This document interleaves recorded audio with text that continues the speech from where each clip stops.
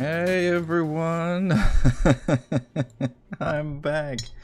Eric Watson here, freelance writer, player of games, writer of words, recorder of videos, and tabletop role-playing aficionado. Welcome to a Monday edition of my bi-weekly behind-the-scenes DM-only live stream, Crafting Icewind Dale, in which I build, write, and prepare for our next session of Rime of the Frostmaiden. If you are playing characters of Valravn, Frey, Celeste, Edmund, or Thimbleweed, this is not meant for you, even though it's a new weekly crafting stream. But for the rest of you, welcome. There will be spoilers tonight.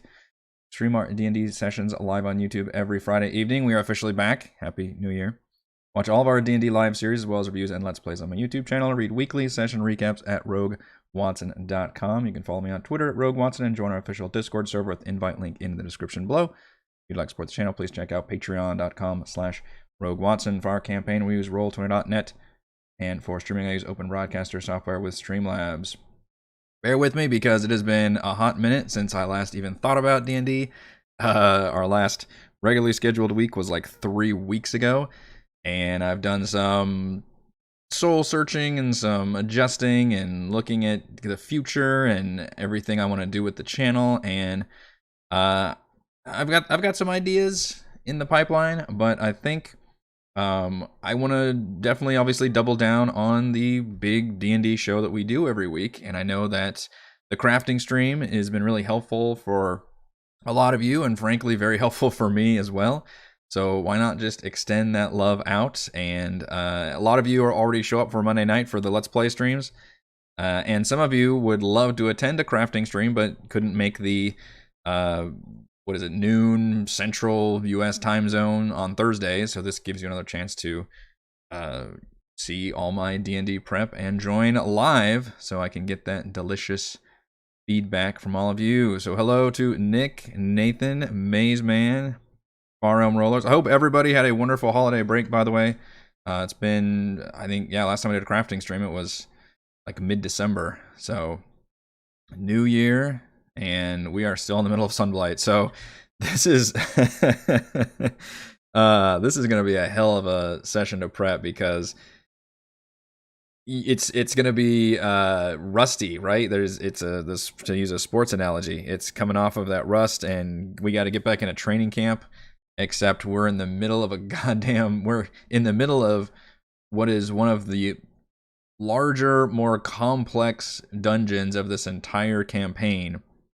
And we had basically just reached a situation where we had kind of triggered the major event here, which is a possible civil war in the Dwergar between the Grandalfa faction and the Zardarok faction, which Edmund, bless his heart, which I did get to see the TOs over the holiday break for one day, which was amazing.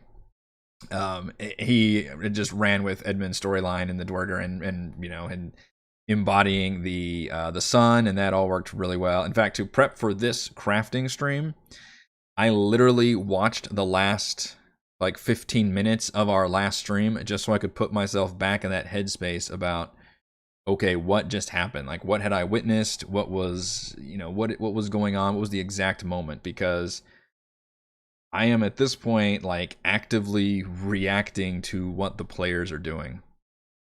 So how we left things off was Edmund had waltzed down this watchtower in the main forge room. I described the room to him, and Zardarok had called for the Mind Flayer to be ritualistically slain, and kind of a ribbon cutting ceremony for the dragon. The dragon's basically ready to go, and now they're just waiting to, he gave the big speech because of course he did. I wanted the villain to give a big speech, as all good villains do. And he was calling for the captured Mind Flayer, whom the players had met previously and freed, to be brought out and killed, and blood spilled all the Chardalyn dragon to bless its voyage, blah, blah, blah. Which was an interesting wrinkle for the players because they had to then go, oh shit, they're going to figure out pretty quick that Mind Flayer is not there anymore, and that's going to probably set off an alarm. And then the party decided to split at that point, with everybody but Edmund returning to the temple room where the Mind Flayer no longer is, but which has a direct door to the forge, which the players weren't necessarily expecting that to be the case. It's always interesting because, for so long as a DM, you're staring at the map and you have all the information, so you make all these assumptions based on what the players are going to choose to do. And I'm always forgetting that the players don't see any of that. They are just seeing, shit like this. For those of you listening in the future podcast, I'm looking through the eyes of one of my player character tokens. So they, completely don't realize that this next room is the giant, big forge boss room, basically. And then Edmund, disguised as the sun, walked over to the watchtower and basically revealed himself as the sun, Dearth, I believe, Sunblight, and ended up really challenging his father, and inadvertently, or maybe inadvertently, capitalizing on what Grandalfa had said, which is, hey, there are some Dwargar here that aren't, keen on what's going on and how Zardarok's leading them and everything. And essentially there's, a smart player could exploit that. And I was thinking like you'd have to join forces with Grandalfa to do that, but because he's got disguised self and he's just been role-playing so well, he was able to basically kind of jump ahead of Grandalfa and just kind of take over the reins of the rebellion itself, which is great because you want that shit to be player focused, right? You want to reward your players for having that kind of initiative. So I basically set off the rebellion that Edmund started, which is fucking fun. But it also is a huge challenge because it mentions in the book that I think 2 of the 3 Dwargar are loyal to Grendel. I need to actually see. Let's go to X. Yeah, X24. Big ass dungeon. 3 guards are stationed atop each tower. 12 Dwargar in total. 1 guard on each tower is secretly loyal to Grandalfa. So it's the Grandalfa faction. So one of each of these guards, which if you notice, I think I had to be reminded of this, but on the watchtower that Edmund was in, 2 of them were hostile to him, and then one of them joined forces with him, which caused him to then yeet off the other 2 Dwargar. Basically, they both ended up surviving. A 20-foot drop wasn't actually that painful. And I think the third one, he was calling to himself as he ran backwards. I did get a little bit of a DM magic by having Zardarok like slam into Edmund with an attack, and then I think one of the Dwargar attacked Edmund, so he's actually hurting really bad. But he's also escaping, and he's got a Dwargar with him. And then I figured, let's see how there was. I put a bunch of Dwargar from the barracks room, which is which one was this? X33.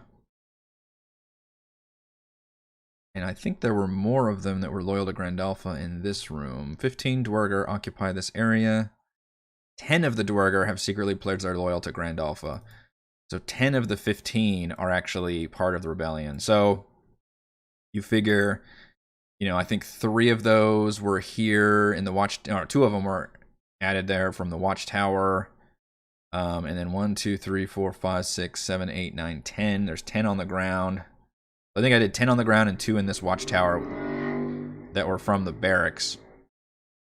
So, boy, actually, most of those would be from. I'd probably just change it to be somewhere in the middle, maybe. Just it seems more cinematic that they'd turn on each other, but enough to where it would occupy, in other words, most of the Dwargar in this room, I think, at least for the moment, which is why I kind of ended combat because, I guess get the other situation. So the other situation is that the ones that were sent to go pick up the Mind Flayer were 2 random Quaggoth grunts, which the other party dispatched, and then managed to shut this door to try and hide the fact that they're in there. Now, obviously, this Dwargar that knows there's something going on in here, maybe not quite sure, but is essentially, I allowed everybody to drop out of combat, although if Frey says, no, I want to stay in combat, I'm going to allow that, and everybody's going to re-enter combat, and it'll be up to them to either stop her or allow her to burst through that door and keep fighting. Or I'm letting them stop combat to where they can briefly redecide what they want to do, but knowing that essentially there is shit's going to happen real damn quick.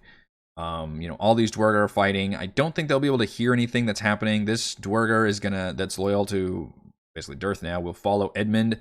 I think, let's see, if 2 of them, we could see that only maybe one of these Dwerger were loyal to Grandolpha in the upper right watchtower.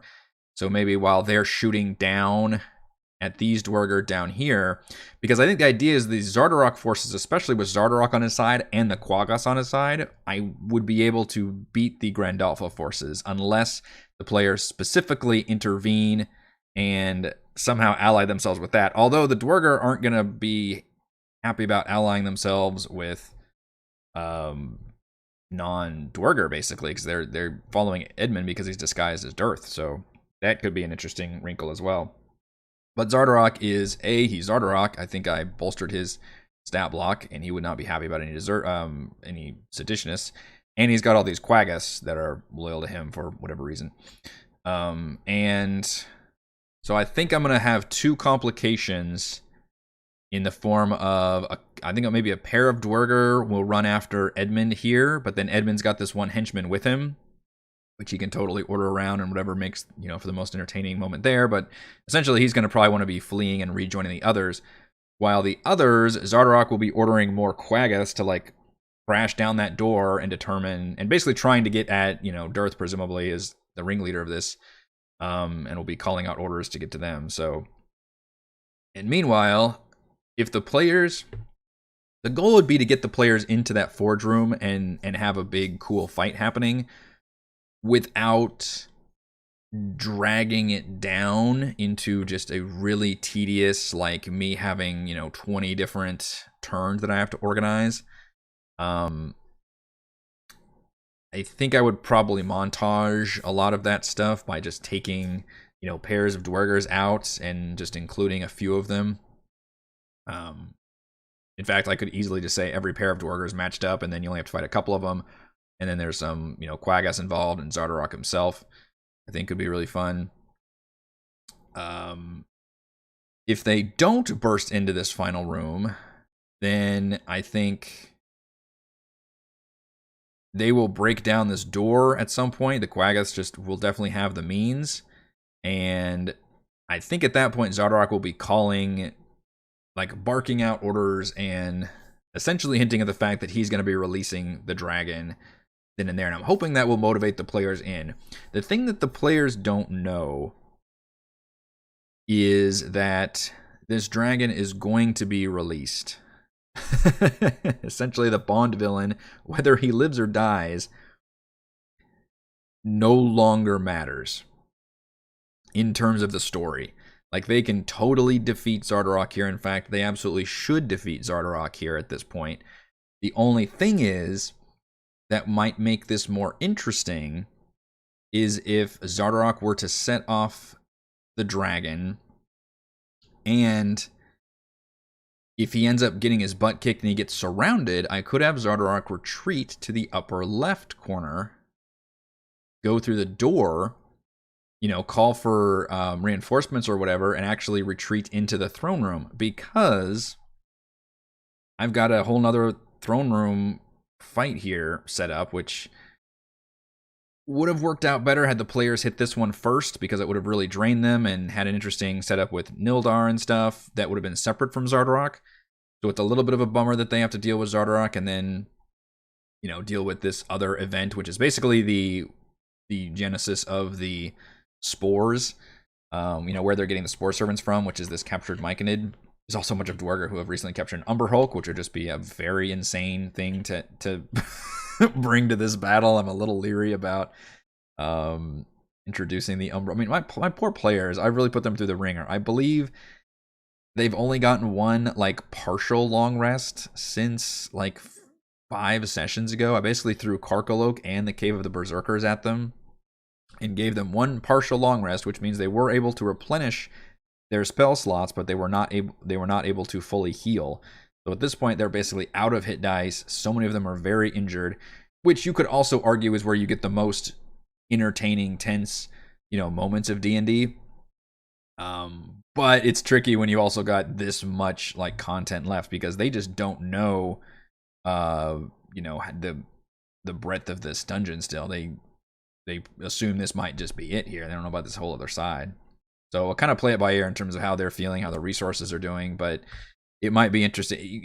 Is it more compelling to have Zardarok die here in the fortress, releasing his dragon gloriously and having it crawl up through the chimney?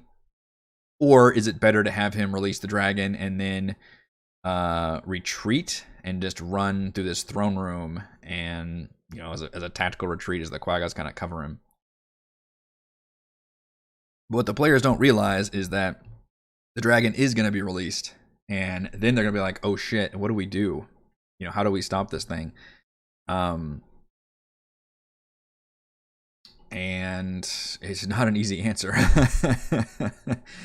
That's a whole other chapter. That's something we'll have to prep for in general, Destruction's Light, but that's something I'm looking forward to because it's a really fun way to cap off the entire 10-town storyline and really enter into the wider world of Icewind Dale, which I have Valen Harpel as a prisoner here up in X28. I've replaced the just random ass doppelganger. Fucking Wizards loves to just drop random ass doppelganger. There's another random ass doppelganger in Etherin too, by the way. It's just strapped to a table. I don't know why these just random ass doppelgangers show up as prisoners somewhere that screw with your players. But there's a Goliath who could make a great entry point into, and yes, I was going to have him tied to the other Goliath in the Cave of the Berserkers. He was one that didn't answer the call to Oral. He was a part of the group that the Goliath werebear, what's her name, Oyar Minartok, they went to seek her out to gain her power, her werebearness, I guess, and she rejected them. They weren't ready. And then Oral came to them, in a blizzard later and kind of seduced them with, promises of power and stuff. And all the rest of them went and agreed, which were the 4, I believe, and went to the Cave of the Berserkers. Whereas this one, I forget his name, Kapunuk, I think, something like that, rejected that and was basically nearly killed by the blizzard and then was captured by the Dwerger, hoping they could give him information about, the mountains and things around them, but he hasn't said a word. But that could be hopefully a nice little NPC introduction to the Goliaths, because he will obviously tell them where the Goliaths' home is, and then they can do this whole other Goliath side story, which would be fun for Frey's character, because I think she's got that. She's the one with the axe that can unlock different rune powers and things. So I'm using that as a major side quest stepping breadcrumb, I guess. And then Valen is obviously a huge NPC in the book, too much so to where it's a really badly written part where she just kind of shows up at the beginning of chapter 4, end of chapter 3, and she has just all the information the players need. Yeah, Valen's quest needs help reaching. Yeah, she basically just literally shows up in between chapter, or I guess it's after chapter 4. Sword and Dragon's no longer a condition, no longer an immediate concern. And just tells them about Etherin, tells them all the information they need, and then that's the rest of the campaign. And I think that's very poorly done. There are better ways to do it, and I'm gonna show you how to do it, because I think putting Valen here as a prisoner, and that's where she's been, helps ingratiate herself to the players and players to her, because it's always nice to free an NPC. And she will give the information that they kind of already know, which is about Avarice and Dizon and her. And the way I'm changing it is that they're actually chasing Ness Lantamir, who stole the Professor Orb, and inadvertently created the Endless Night, because she discovered Etherin, and then Oral freaked out and shut everything down. And now the Wizards have kind of gone their separate ways trying to figure out where she is or what's going on there. And Valen will have more information for the players, but basically just give them the conversation hey, let's just get out of here, and then I can kind of tell you from there. But in other words, she'll still be an important NPC for my players, but she won't know all the information. Instead, she will kind of give them the start of the next quest, which is basically going to be find Ness Lantamir and hunt her down, and that's also going to lead to Valish Gaunt and learning about what Valish Gaunt did, and you have to go to Revel's End and go to the prison and go to his laboratory and all these things, and eventually we have to figure out that we need to go to Sill of White, and we have to go to Arl's, if it's her base or whatever she's got, the Island of Solstice, all these things. is going to be going, and I'm probably going to be guilty of doing it in a pretty linear fashion. I was trying to think of a way to like open it up. You know, video games do, even linear RPGs do that thing where it's like, okay, now we need like 3 things, and you can choose, you know, the order in which you want to do those things, but you're going to need those 3 things at some point anyway. I was trying to think of a way to kind of do that, and then I can just kind of scale things appropriately. But then I was like, well, I still want the On of Solstice to be the end of that thing, and so there's it might end up being a little more linear if I can't come up with a good way of opening things up. Honestly, the opening things up part of it is going to be like, hey, do you want to go do this, or do you want to go do the Goliath quest, or do you want to go do that Dark Duchess quest, which is that dragon side quest you got to go. Well, I don't know, it's a dragon. The pirate ship treasure. So that'll be the kind of open worldy, you know, choice thing they have, is which one of those they do, but it might end up where the main quest might end up a little bit more linear along the way. I don't know what's supposed to happen later in the campaign, but I have Zardarok die here. Wraps up a storyline, kind of. He's definitely going to die in this dungeon. The only question is, do I want him to literally die in this forge room, or do I want him to try to escape into the throne room and bolster those forces there, and basically just keep this entire dungeon rolling and on high alert? Because right now in the throne, we could ignore the Umber Hulk Dwargar thing for now. That's kind of a floating thing. You can choose to use or not. But essentially, when they reach this point, there's Dwargar hauling up another underdark creature the Dwargar can use, and that's an Umber Hulk. The other option is you treat it like a Rancor, right? And it's like Zardarok like retreats and like can pull a lever, and like this gate opens down and the Umber Hulk comes crashing out. I think that could be pretty fucking cool. That could be real fucking cool, actually. It might be awful though. I mean, again, the players are gonna deal with they're going to deal with all this, but I'm not actually going to have them fight like all of these Dwargar, because again, they started the revolution, so a lot of the Dwargar will be fighting each other. I'm maybe only going to include a few of the Dwargar that are actually going to be hostile to the players, and then obviously Zardarok himself, which is going to be a hard stat block. I don't plan on having the Chardalyn Dragon. I don't think I'm going to have it be attacking the players. I think it's going to be a question of like, once Zardarok realizes that the forge is under attack by like outside agents, he's just going to like initiate the countdown sequence of the dragon being released, and then the players just have to keep fighting from there. I might include it as like something that happens on like initiative 20, is like the dragon bursts out of its things and it just crawls down here and then what is it? I mean, with its flight speed, it can probably just fucking leave out of here. The interesting thing is, I want to make the dragon like a cinematic thing, and I don't want the players to feel like they fucked up. And I also don't want to make them think like, oh shit, we have to go and do something. You know, that's why I'm trying to make it more of like a cutscene thing for when the actual dragon takes off. It's got a flight of 90 feet, by the way. So yeah, once it's like free and it spreads its actual wings, it's fucking gone. It's not gone. Actually, this thing is like 200 feet tall, so it's maybe halfway up the chute in one round, and then the rest of the way. I guess Zardarok still has to have like maybe there's a horn attached to the top, or one of those like you can talk in a thing and there's a tube going up, because they have to tell the people up top to, hey, you got to open the fucking gates for the dragon. That would be the only thing. But I don't think I'm going to plan on having the dragon.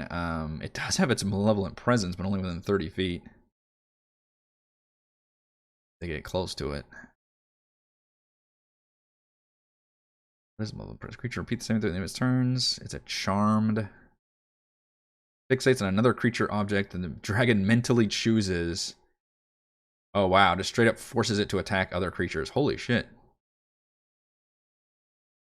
That's good, and that's honestly going to be a great thing for every time the dragon actually lands in a town and makes people fight each other. I'm really excited to try to work my way around dealing with Chapter 4, which is going back to 10 towns and dealing with this dragon as not just a token on a battle map, but like an actual force of nature that's causing all these events to happen. So it's almost going to be what I'm going to try to do is like you go to a town and there's like all these little mini events or disaster situations the players have to deal with, and then maybe there's some things they can do to the dragon, or maybe it's just a question of just trying to survive and then help out the town while the dragon moves on to the next place, and then eventually you get to the last place. A lot of it kind of depends on what the players decide to do, but I want to try to avoid just making it like a regular, like, okay, you know, here's the dragon's turn, it's going to do this, and instead make it a really, like, serious deal. Yeah, well, shit. You know somebody's going to be like, well, I'm going to run on top of this dragon. that would really fuck things up for me and the players, is if somehow I don't get this dragon free by the time the players are able to, like, reach it somehow. In which case, at that point, if they do actually physically interact with the dragon, then I will have it at least attack or do something to the other players, at least to the person on it. But ultimately, it will try to fly out of the tunnel, but that person's going to be screwed pretty quick.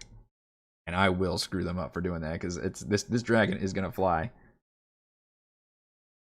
I don't think they have any way to stop that from happening, he said confidently. I guess I have to look at the spellcasters. Edmund, what do you have? Now, Edmund has the Chardalyn Balls, which Chardalyn Bands of Binding, which are always a problem. And you could absolutely do that to Zardarok. But I'm leaning towards, you know, I played with this once where Aurals, they used Aurals like Flame to destroy it, which was kind of, I should have not done that, because I meant for the Chardalyn to be like a, what do you call it? Kryptonite to Auril, so I meant to have the Chardalyn affect Auril more than the Auril affects the Chardalyn. But the Berserkers were able to use like the Flame to melt the Chardalyn. Obviously, if he tries to throw it at the dragon's fucking made of Chardalyn, so that shit's not going to stop the dragon. If anything, it's just going to make it stronger. If he throws it at Zardarok, I mean, I think it gave Zardarok at least one legendary resistance anyway. But I'm tempted to do a similar like DM magic, like he just, you know, pulls up his gauntlet, it wraps around his gauntlet, he doesn't give a shit or something. Maybe it would like turn off his gauntlet or something, but I hate doing that too many times to him. But you should know that if you're trying to throw a thing made of Chardalyn at something made of Chardalyn, or somebody who's wearing a bunch of Chardalyn stuff, then maybe there's some consequences there. I did give him legendary resistance. He's got the Chardalyn Blast, where I added a strength knockback thing. And I think that's, he can't go invisible. That would actually help his retreat, wouldn't it? I guess I could add his extra damage thing. That's always something D&D doesn't do much, which I think 4th edition did a better job of, the bloodied thing. And obviously, like, video game RPGs do this pretty well. Where, when you reach, like, a halfway point in a boss fight, the boss suddenly, you know, in a lot of, like, older games, the boss would just get faster, you know, and blink rapidly red or something. But in, like JRPGs, a boss might gain, like, different abilities or bigger attacks or something. You have to learn new attack patterns. So that's kind of a simple way of doing that. It's just, hey, he does more damage, which is probably the most boring way to do it, but whatever. You could use, hey, Limby, yeah, you could put glyphs of warding around the dragon's base. Yeah, that's true. Really keep somebody away from it, or some kind of fail safe, basically, if somebody approaches. I think I'm okay with letting a player approach, but the thing is, if they approach the dragon, then they're gonna have to deal with the dragon, and if they don't, then I won't. That's pretty much gonna be the difference. If they stay away from the dragon, then the dragon will probably, like, on initiative 20 or something, it'll be like a cinematic thing where I'll be, you know, Zardarok will say, like, raise his gauntlet and, like, clench it or something, and the dragon will just burst free of the things, like, keeping it in place, kind of like turn to life, and then flick its wings and just fucking hurtle down up into the chimney, which I could, as a tease, briefly turn on at least its malevolent presence. I don't think I'm gonna have it attack at all, but it could be fun to have it project that malevolent presence within 30 feet of wisdom saving throw. Each of its turns, move as close to that target and use its action to make a melee. It has to be fixates on another creature object the dragon mentally chooses, and must, on each of its turns, move as close as it can to that target and use its action to make a melee attack against it. The dragon doesn't choose a target. The charmed creature can act normally on its turn. God, so it just has to spend its turns moving and attacking towards something, unless at the end it makes the save. That could potentially be devastating. You could also have it just mentally project somebody into the fucking forge and have them just walk into the forge, because I don't think there's any rules around that, right? Am I reading that right? Or be charmed by it for 1 minute. Creature can repeat the saving throw. It ends. They are immune to the effect for 24 hours, which could be interesting if the players haul ass back to deal with the dragon. Fixates on another creature or object the dragon mentally chooses. Close to that target is its action to make a melee attack against it. So yeah, the dragon could mentally just choose this fucking river of lava right here, which that actually have stats. If it does. Forge. The actual forge literally has a stat block. A large object with AC 13, 27 hit points, vulnerability to cold damage, immunity to fire, and psychic damage. Heart stops beating when reduced to 0 hit points, rendering the forge inoperable. It's too bad that doesn't matter, though. It would be a good time for Frey to go all Wendigo. You know, unfortunately, she just hasn't engaged with... She's engaged with the grabbing of body parts thing to a lot of fun degrees, but she hasn't engaged with the mechanical side, which is interesting because a lot of players do the mechanical side and not the RP side. So she's actually done the RP side very well. The mechanical side, she hasn't been rolling those dice that I've been giving her or doing the like short rest benefits. I think she just did the last session. And the way it triggers, I believe, is if you're rolling those dice that she gets for doing the cannibal thing. Then if she rolls, I think, a 1 on one of those dice, then she transforms into the Wendigo, which is literally like a Yeti. She basically becomes a Yeti who is hostile to everyone. And she gets like temporary hit points as if like for a Yeti, I believe. And we have yet to see it because I think she's only done like once that I can remember in 30 sessions.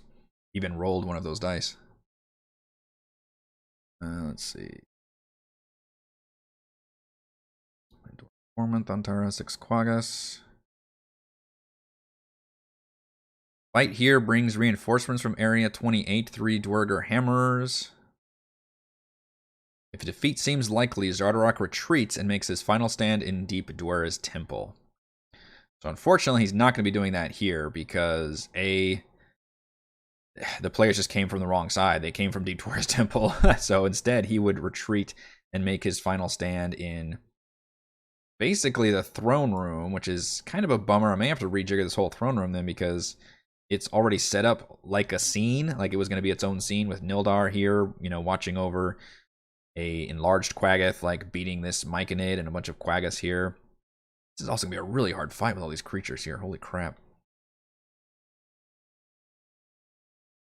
And that might take away from it if it's like Zardarok running to retreat and regroup. In terms of the Hammerers joining the fight, yes, I could have that happen. If the players... to work out the kinks of this.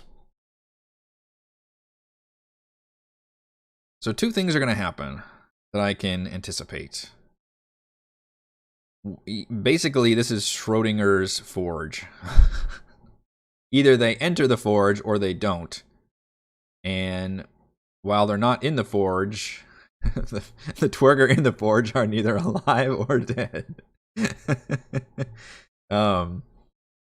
They're just in a state of fighting, basically. Now, I'm not going to let the players have that much prep time. I basically gave them like, hey, I'm ending combat tentatively. You all can regroup briefly just to decide what you want to do. But know that this hostile room is about to spill out into, you know, the outside. They at this point, at least one Dwerger knows that, you know, bad shit has happened in this temple. They may not know exactly what's going on, but they know that they sent 2 Quaggas in there, and these doors have been shutting. Sounds of battle over the, you know, other end, so they know something fucked up's happening here. And then obviously they just saw, you know, Prince Dearth start the revolution, throw some people off the balcony, and retreat backwards. So they have good reason to essentially send out a bit of an alarm here and obviously try to quell the rebellion. So either they enter the forge, in which case they will see things exactly like this, but with various Dwergar fighting each other, and with maybe, Zardarok and 2 or 3 Dwergar would probably turn on the players, which I think would be an appropriate challenge. And all these Quaggas back here, which Quaggas are no fucking joke, just because they're meat shields that stick around for a while. Or they don't enter the forge immediately and they stay back, in which case that I have to respond to that by throwing complications at them in the form of, as I mentioned earlier, I think 2 Dwergar will break off from this upper watchtower and go down the hallway and they'll be the Zardarok loyalists to go deal with Dearth, but then, Edmund will have 1 Dwergar with him. Presumably he's going to be hauling ass back to the players, but we'll see. It's always Edmund. I can never anticipate necessarily what he's going to be doing. And the other case will be they'll be trying to break into this room here, which I think is just... How do you rule that? Is it contested strength checks? If one... I can't believe it hasn't come up yet in our campaign. I feel like it's happened a lot in previous campaigns where one person's trying to enter a room and another person is bracing against that to try to stop them from entering the room. I would assume that's just a simple strength, maybe athletics check contested between those 2 parties. And if it's a tie, I would assume the person trying to break in does not do it because it's, you just maintain the status quo, which is they haven't gone in the room yet. So you can have that be the case. It would give the Dwergar a chance to enlarge, which I think gives them, it's got to give them some kind of strength advantage, right? Make strength checks with advantage. So yeah, they would be enlarged, making those strength checks with advantage. And it would give the chance to basically give chance for the enemies to get in a better position with the Quaggas, and then Zardarok getting ready to shoot them down. So essentially I'm forcing this battle. It's just depending on the players want to try to hang back and draw people into the temple, which is not a bad strategy. The only difference is they'll be hearing, the dragon essentially being let loose. If they permanently stay back, that would be disappointing. I can't force them to come into this forge room. So I guess if they really never engage with this forge room, other than staying back and letting enemies come to them, I would probably have all of the Quaggas get sent in here, and a few of the attacking Dwergar. The rest of the Dwergar will mostly kill each other. I might just decide randomly. Some of them might be... Well, I guess you have to be one side would have to win, because you can't just have it be both sides have survivors and not be fighting. I guess the other side could surrender if they were outnumbered. But if you've got most of the Dwergar from... I think I took 12 of the 15, and it was 10 of them were loyal. So you could almost say... That's too many, though. That would screw things up. I mean, the Seditionists would be ahead. It would be 1 of each watchtower, and then all these guys on the bottom. That doesn't work for me, so it needs to be half that many. 1 on each watchtower, and then maybe 5 of them on the bottom would be loyalists, so they would all be fighting each other. With hopefully 1 or 2 could break off and fight the players. That's what I'm looking at planning. I don't plan on using these giant lizards down here at all. It seems like it's just too much going on, and it's just kind of even random that they're there. It'd be kind of interesting if they were actual mounts by the Dwergar being used. The only thing I would do is maybe the Dwergar that are bringing in the Umber Hulk would be mounted on giant lizards. Or maybe the lizards are bringing the Umber Hulk in. They've got it chained up or something. That could be kind of interesting. Just a neat visual. Rather than a, gate to release the Rancor. Definitely not using these stupid rust monsters down here. This is way too much.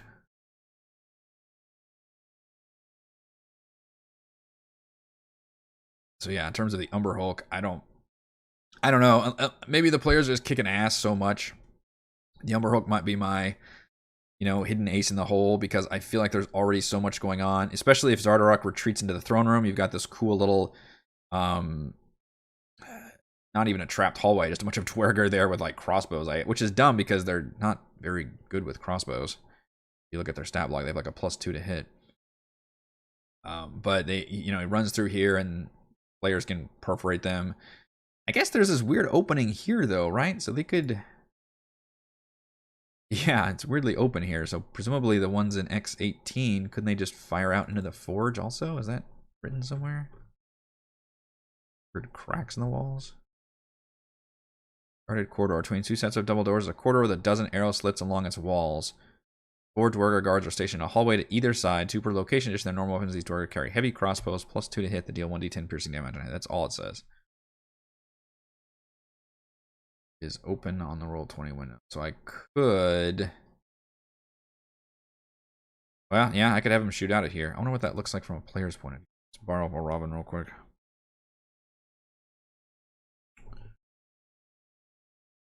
Okay, you can definitely see into there. I need to close that out because it's a little too much vision. But that could be interesting. They could help cover the retreat Zardarok would make. I think this is specifically supposed to be a locked door, but Zardarok would obviously go through and open it. And, I mean, it might be enough if I just get rid of the Umber Hulk and the Dwerger here completely, have him run through this guarded corridor. You know, there's Dwerger there that can shoot in, and then he enters... Boy, that'd be really fun if the players actually catch him on his heels, and then Zardarok is, like, running, and then Nildar is there at the throne, and he's, you know, be one of those interesting, like, well. Because Nildar doesn't necessarily like his father either.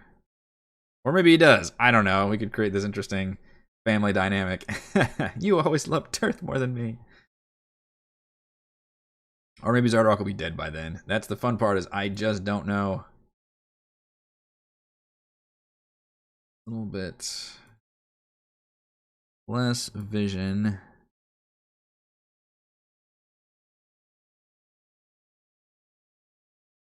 So, a little more mysterious about what's going on in here.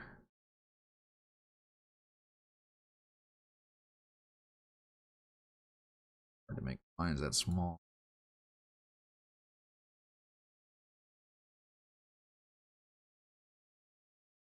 Alright, what's that look like? Here. That's a little better. These more that looks more like murder holes.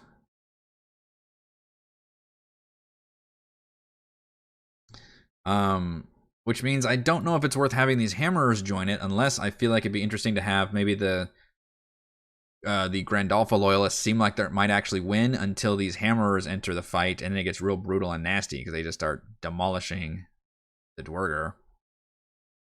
The Quaggas can do that too.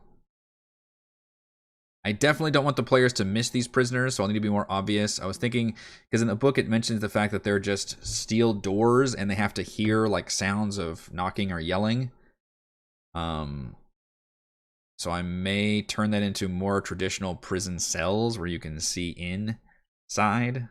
That way, hopefully it would bring the players over to the prisoner den, because I very much need them to find Valin. You have the Umber Hulk's head with a covering, and the players can remove it and make everyone go crazy. Yeah, it's the just a dangerous weapon they can point. We fought one Umber Hulk in Princes of the Apocalypse, and it was one of my favorite moments of that campaign. It was very much I don't know what movie it's probably from a couple movies, but where like the villain literally like throws a lever and the floor, you know, drops down and drops the players down into like another area. And what it does, it drops the players down into like the bottom floor of a dungeon and in the same room as an Umber Hulk. And it was a really cool moment where they basically all fled from this creature that was like coming after them, and it was really neat. It was not a straight up fight, but it was a really cool sequence. Shout out to a campaign I ran like 4 years ago. Or maybe 5 years ago. I don't know. Time is crazy. Yeah, the confusing gaze. That sucks. It also makes 3 attacks and has an average of 100 hit points and an AC of 18. This is a fucking serious CR5 creature. I mean, it's like a fucking boss monster just fucking randomly thrown into this dungeon full of creatures. It seems like as much fun as it could be. Oh man, I don't know. Seems like it might be too much. And yet having that Rancor moment could be fun. Nothing makes a villain cooler than being like, you know what, I don't need to fuck with you. I've got this other crazy monster that can fuck with you. Maybe having it not surrounded by much of Dwargar would help as well.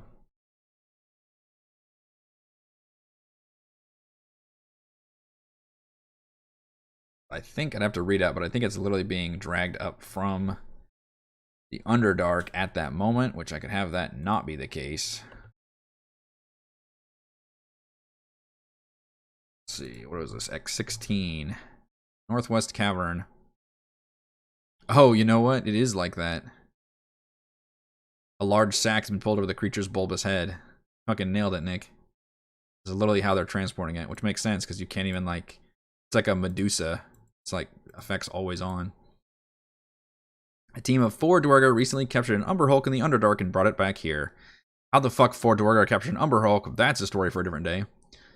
The characters challenge the Dwargar. The 2 enlarged. Oh, so only if the characters challenge it, they could just wave and walk by. The 2 enlarged ones. Okay, it does say in the description, 2 of them much larger than normal. 2 enlarged ones remove the sack covering the Umber Hulk's head and release the creature, after which all 4 Dwargar turn invisible. The infuriated Umber Hulk sees the characters and attacks them. If the characters slay the Umber Hulk, the Dwargar attack them. Jeez.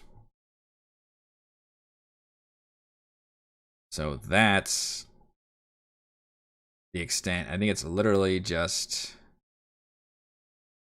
dumb luck, basically, that they happen to be bringing this Umber Hulk up. So you could keep that, and it would just be insanely bad luck that the players happen to stumble into that area. Or, as I said, you could make that a cool part of Zardarok's, like, you know, plan, is that he escaped. You know, I could turn this, instead of a fucking passage to the Underdark, this becomes a gate that the Umber Hulk was being kept in. You know, maybe there's like some food out here that they feed it, but they keep like just a curtain. Like, could you use just, as long as you don't, is it seeing? That's the Umber Hulk's eyes. When a creature starts its turn within 30 feet of the Umber Hulk and is able to see the Umber Hulk's eyes. Confusing eyes. Of course, the damn thing can burrow through solid rock. Shit. There is that. So it's pretty hard to contain it. Maybe, oh, maybe it's kept in a. I mean, I could keep it being recently captured, but the other thing is it's being kept in like a cage made of Chardalyn. It wouldn't be able to burrow through, perhaps.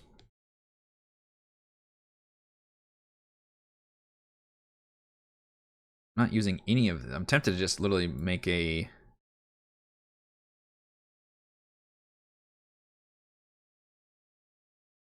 Yeah, I could release them as. I mean, I don't think it's going to be in this room, and I've already showed Edmund this room, so I can't just kind of create something. Could I?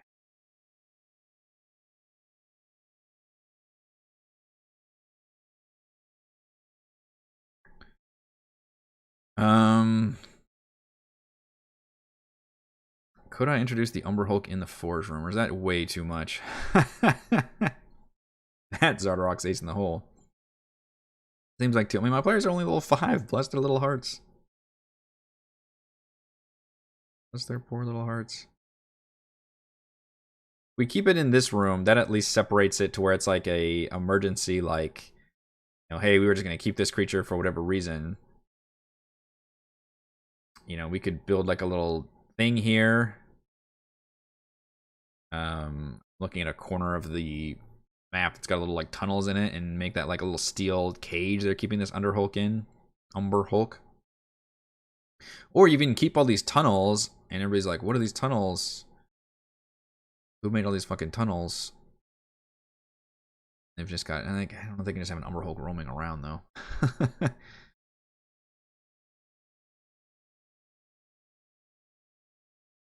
Or they could. Maybe the Umber Hulk got out. No, it's cooler if Zardarok's got it. And my 5-assed monkey. You know, Valen, one of the things she will tell the players is that all of her things were stolen. So what's interesting here is I definitely want to encourage the players to get to free the prisoners, because the prisoners could potentially help them if they do the Forge fight and Zardarok manages to escape into the throne room, which has more monsters. They could potentially still free Valen and the Goliath. Now they'd have to give the Goliath a weapon, and Valen unfortunately doesn't have her spellbook, so she's kind of useless until they get that back. And I think this, what I was planning on doing is have first. Well, is her stuff in the prison? I was gonna have it be in the vault. Her stat block, she's got magic items, and I was gonna have her magic items have been confiscated by the Dwargar. So she's got a wand of magic missiles and something else. I think a ring of protection. What else did she? Oh, bracers of defense. So she's got bracer of defense, a wand of magic missiles, and her spell book. And I believe I was going to have her spell book, the wand, and the bracers all in that vault. Now, unfortunately, in order to get that vault, they have to defeat Zardarok and use his gauntlet. That's true. You could always have it retreat. It's too much.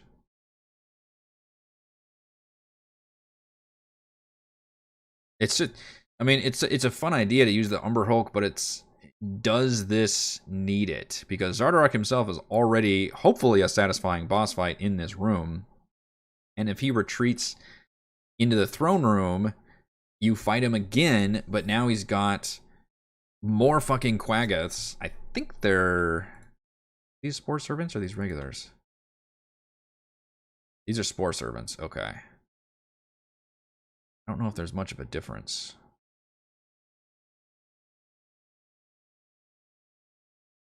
The Quaggoth Thonut I know has extra spells and abilities, and I gave him more hit points. Nildar, he's the one with the jars. He's the one with the missing fingers, by the way, that Frey cut off. But he's got his jar abilities. The Myconid is a non-combatant that maybe could be persuaded to be a combatant, another ally with the players. Although I think, again, unfortunately, by the time they reach this point, I don't think they're going to need any more allies. What is the difference? So a regular Quaggoth has 13 AC, average of 45 hit points, Wounded Fury, which is something I'm probably always going to forget about. But has 10 or fewer hit points, and has advantage on attack rolls and deals extra damage. I think I might have remembered that last session, but I don't remember. And then it can do 2 attacks with its claws. A Spore Servant has literally the exact same stat block. 13 AC, same hit points. Those are no difference between a Spore Servant. It's just a plant instead of a creature. No longer has the athletics proficiency, and it doesn't have its Wounded Fury. Its intelligence is lowered. Its wisdom is a lot lowered. So I guess it has worse saves, but it has blind sight of 30. It's blind beyond this radius and gains a lot of new condition immunities. Why does it only have a CR of 1? It's almost still as powerful. Damn, I mean, the Spore Servants are still legit. I guess they're more mindless. You'd have to roleplay as being them not very tactical like the Quaggas possibly could be. So it's funny you guys talk about the Kaiju battle. One thing I was thinking would be really fun to do with the Chardalyn Dragon in the next chapter, Destruction's Light, when it's actually destroying 10 towns, is maybe have Oral show up and have her be transformed into, essentially, I hate how it's written in this, but it's written in the book that she rides this giant rock. It's a big ass bird, and every morning or night she flies across the sky and literally like prevents the sun from rising. And it's written in the book that if she can't fly on this bird, then she can no longer do that. So one of the strategies you can do, 2/3 of the way through the campaign, is just to go to a certain dungeon and destroy that bird, which a rock's no joke, but still. And then that's it. That she can't do anymore. You've solved the campaign. That's dumb. Also, it's dumb that somebody who's supposedly a goddess needs to ride a giant bird to be able to fly through the sky. There's a lot of dumb things going on there. So I love to make Auril a lot more powerful, but also I also hate in the book that it says like, oh, she's inscrutable, she's a goddess, and all. Like, that's not fun. Nobody wants the inscrutable, like, no personality. We like the Greek mythology gods. We like the gods that are made in our image, the ones that with the petty drama and the high eccentric personalities and all that. So, although a goddess of winter would not be very eccentric, be very cold. But my plan is to, you can play with what's already in the book. So, okay, maybe instead of riding this giant rock, first of all, we're going to change the rock to a giant snowy owl because that's just more thematic. And second of all, why not just have it be that she transforms into that as her way that she basically just flies around over her domain, over her home domain, which is Icewind Dale in general. Flies around this giant owl. So I thought it'd be pretty cool if the player's first sighting of Auril, quote unquote, in the flesh is as this giant owl who slams into the dragon, and they basically fight each other like a little bit of a kaiju battle. Because although Auril is obsessed with keeping Ithrin a secret and making sure the wizards who are meddling her domain are sought after and shut down, and basically nobody, she wants to keep all that hidden, he very much does not want the Dwarger to destroy it either. And I don't like the idea that Auril doesn't give a shit about her domain. I think she absolutely would. She doesn't have compassion for her followers because she's a goddess of winter. Although, again, in my campaign, I'm changing it to where she was a former wizard of Ithrin who ascended, and that's what caused Ithrin to crash. So she's got a cool backstory there. But I like the idea that gods and goddesses are ultimately powered by their followers, and so she would obviously not want her main followers, which would be the ones in Icewind Dale, destroyed and conquered by this other invading force, which very much does not believe in Auril at all.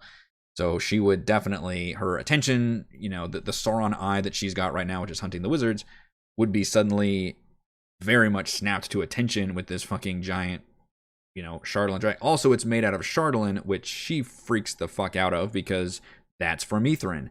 That's a reminder of her former humanity, and I think the interaction that Chardalyn has on her would be probably shocking for her as well. She might not even be fully aware of what Chardalyn can do to her.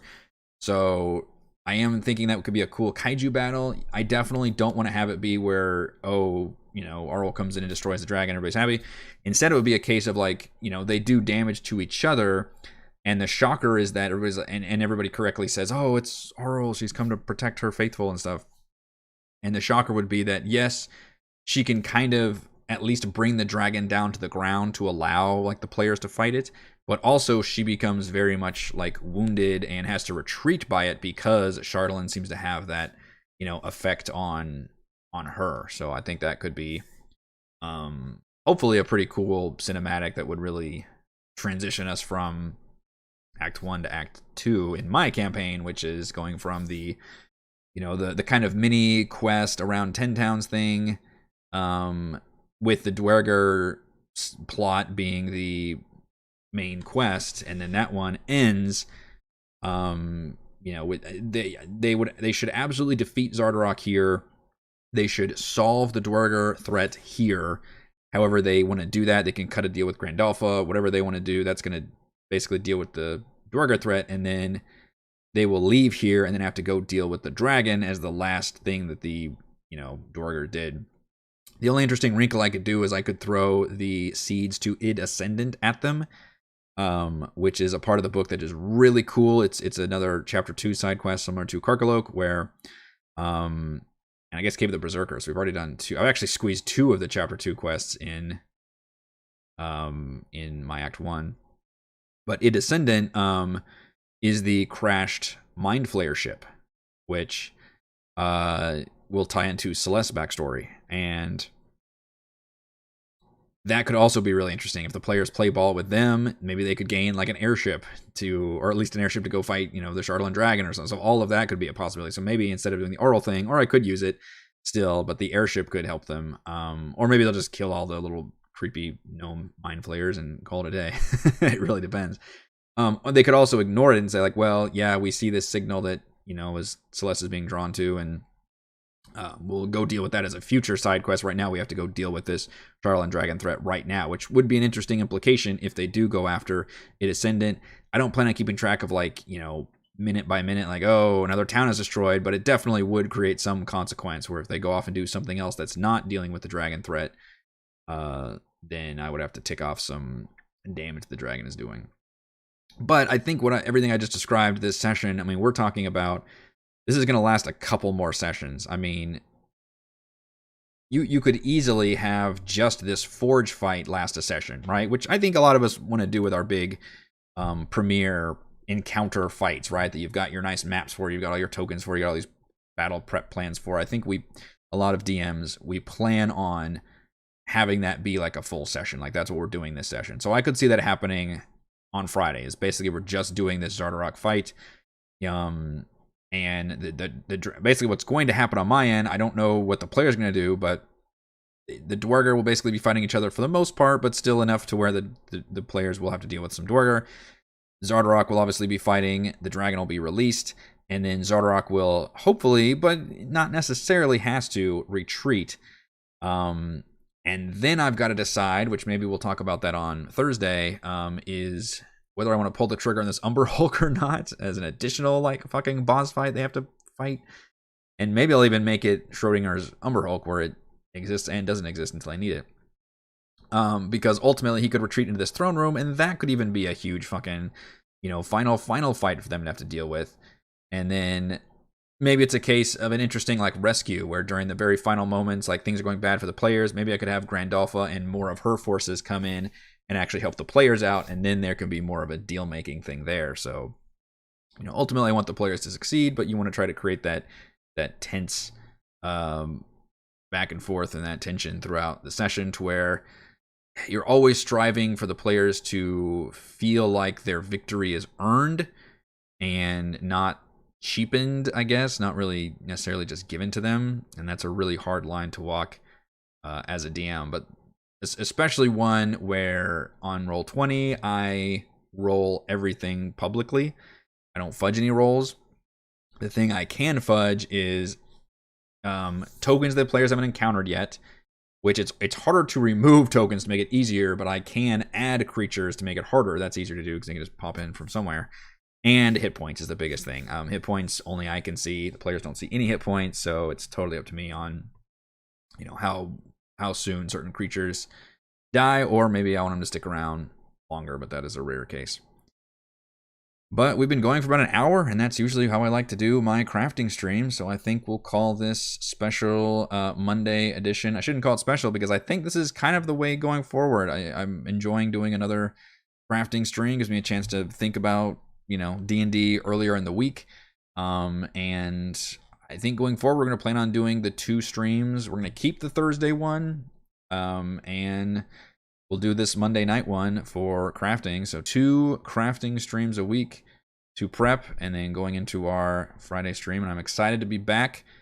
Again, hope everyone had a wonderful holiday break, and I am excited again thinking about D&D, and anxious in all the right ways, I think, in terms of how the players are going to disrupt all my carefully laid plans. Which, if you notice, I didn't basically type anything this entire session or move a lot of tokens around. It was just me talking and working through my thought process, and that's kind of where we're at. We're not doing like a lot of the room to room stuff is kind of set, but with the caveat that adjustments will have to be made basically on the fly, which is how it's going to be for probably most of the rest of this dungeon, unless they do something just completely different.